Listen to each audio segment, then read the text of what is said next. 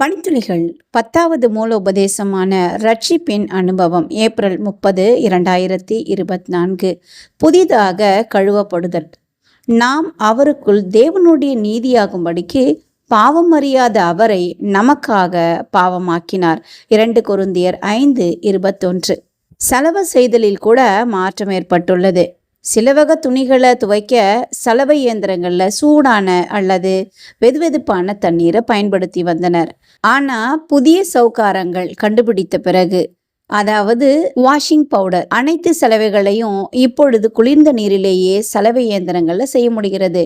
ஏன்னா பெரும்பாலான சவுக்காரங்கள் சூடான நீரில் கரைவது போலவே குளிர்ந்த நீரிலும் கரையக்கூடியவை. பலர் தங்கள் கடந்த கால தவறுகளின் கரைகளுடன் போராடுறாங்க. தொண்டு அல்லது சமூக செய்வதன் மூலமாக அத்தகைய உணர்வுகளை துடைக்க முயல்றாங்க. நீதிமானாக்கப்படுகிற அனுபவமானது பிரதான ஆசாரியனாகிய யோசுவாவின் வாழ்க்கையில் மிகவும் அருமையாக காட்டப்படுகிறது. அவனுடைய வஸ்திரத்தில் கரைப்பிடித்திருந்ததாக காட்டப்படுகிறது. அது யோசுவா தண்டனைக்கு தகுதியானவன் என்பதை காட்டுகிறது. யோசுவாவின் தவறுகளை சாத்தான் சுட்டி காட்டிய போது தேவன் தலையிட்டு, இவன் மேல் இருக்கிற அழுக்கு வஸ்திரங்களை களைத்து போடுங்கள் என்றார். பின்பு அவனை நோக்கி, பார், நான் உன் அக்கிரமத்தை உன்னிலிருந்து நீங்க செய்து உனக்கு சிறந்த வஸ்திரங்களை தரிப்பித்தேன் என்றார் என்று சகரியா 3:4 வாசிக்கிறோம். யோசுவா பெற்ற புதிய வஸ்திரம் அவன் வாழத் தொடங்கிய புதிய வாழ்க்கை முறையை குறிக்கிறது. அவனுடைய வாழ்க்கை முறை மாறினது. விசுவாசமும் கிரியைகள் இல்லாதிருந்தால் தன்னில் தானே சத்ததாய் இருக்கும் என்று யாக்கோபு 2:17 வாசிக்கிறோம்.